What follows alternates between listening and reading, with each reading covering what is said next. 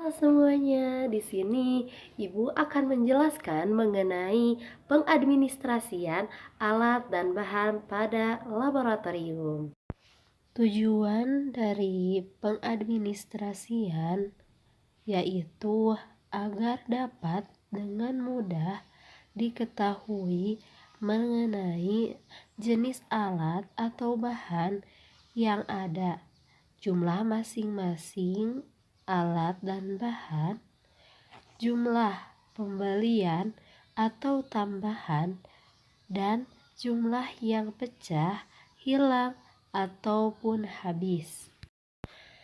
Untuk keperluan pencatatan alat dan bahan laboratorium ini diperlukan format atau buku perangkat administrasi yang meliputi yang pertama yaitu ada buku inventaris, di mana buku inventaris alat dan bahan sebaiknya dibuat dari buku tulis folio yang diberi kolom-kolom, yaitu nomor katalog dilihat dari buku katalog alat pendidikan IPA untuk mempermudah pengecekan, ukuran, nama alat bahan, merek tipe, produsen pabrik pembuatannya, asal tahun, tahun penggunaan, jumlah, baik rusak, jumlah masing-masing alat bahan yang baik ataupun rusak. Ada juga keterangannya. Kedua yaitu ada kartu stok. Kartu stok ini berguna untuk mengetahui jumlah alat bahan yang tersedia ketika diperlukan dan dapat mengetahui tempat penyimpanan alat bahan itu. Kartu ini dibuat dari sepotong kertas karton dengan warna yang berbeda-beda untuk setiap kelompok alat. Satu kartu stok untuk satu jenis alat bahan. Untuk contohnya yaitu bisa dilihat dari tabel di samping. Ketiga yaitu ada kartu peminjaman ruang alat dan bahan.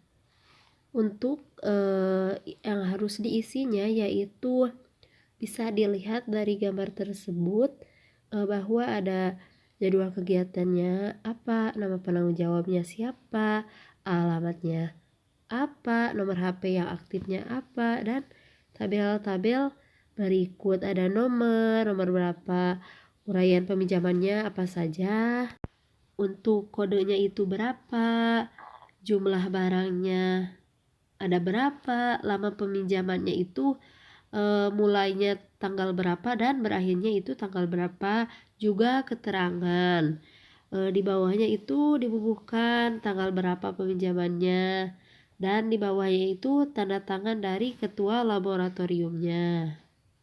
Yaitu ada buku catatan harian, di mana buku catatan harian ini bertujuan untuk mengetahui kejadian-kejadian selama berlangsung-langsungnya kegiatan laboratorium, seperti adanya alat yang rusak, hilang, percobaan yang gagal, sehingga dapat digunakan sebagai dasar tindak lanjut penyelesaiannya. Buku ini juga diletakkan di lab dan harus diisi oleh setiap guru yang melakukan praktikum di lab dan sebulan sekali diperiksa oleh kepala sekolah.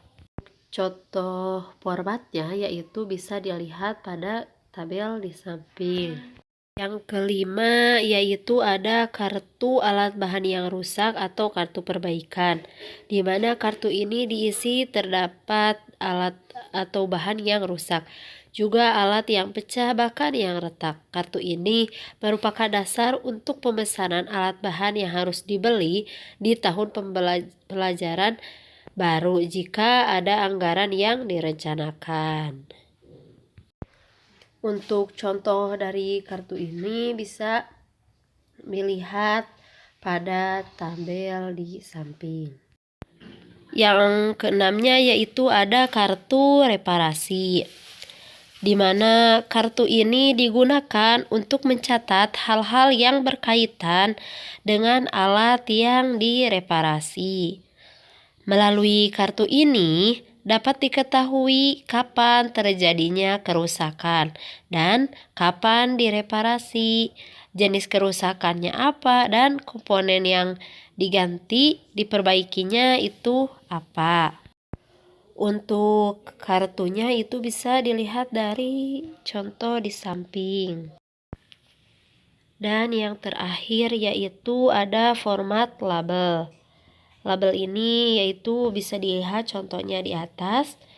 Label ini sebaliknya ditempelkan pada tempat penyimpanan alat bahan seperti lemari, laci, ataupun rak.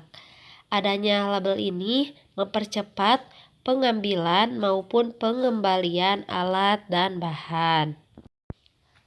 Buku lainnya yang dapat melengkapi perangkat administrasi antara lain ada daftar alat dan bahan yang sesuai dengan LKS, jadwal kegiatan lab, dan juga ada program semester kegiatan lab. Yang pertama yaitu daftar alat ataupun bahan yang sesuai dengan LKS. Alat ini terdiri dari ada mata pelajaran yang harus diisi, kelas berapa, dan juga tahun ajaran berapa.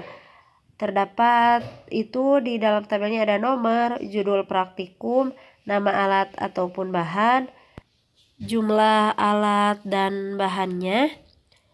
Daftar ini mempermudah kita dalam mengetahui apakah suatu LKS itu dapat dilaksanakan ataupun tidak dan metode apa yang diterapkannya. Sebagai contoh, jika alat bahan yang tersedia tidak mencukupi untuk sejumlah kelompok yang telah dibuat, maka lebih baik dilakukan demonstrasi. Daftar ini juga dapat digunakan sebagai dasar untuk perencanaan anggaran belanja di waktu yang mendatang. Yang kedua yaitu ada jadwal kegiatan laboratorium. Sebaiknya disesuaikan dengan jadwal pelajaran di kelas. Hal ini sesuai dengan fungsi praktikum, yaitu memantapkan pemahaman konsep yang diajarkan di kelas. Jangan sampai terjadi mata praktikum dengan materi yang diajarkan di kelas itu berbeda waktu terlalu jauh. Karena itu berarti praktikum tidak efektif dalam membantu pemahaman konsep yang diajarkan di kelas. Bagi sekolah yang memiliki banyak kelas, jadwal praktikum harus dibuat sedemikian rupa agar tidak terjadi tumbukan antara kelas yang satu dengan yang lainnya. Untuk contoh formatnya itu bisa dilihat pada gambar di samping. Untuk yang selanjutnya yaitu program semester kegiatan laboratorium yang dibuat oleh masing-masing guru pada awal semester untuk menentukan kapan kegiatan praktikum akan dilakukan selama satu semester. Program ini berkaitan erat dengan jadwal penggunaan lab dan persiapan alat bahan yang akan digunakan.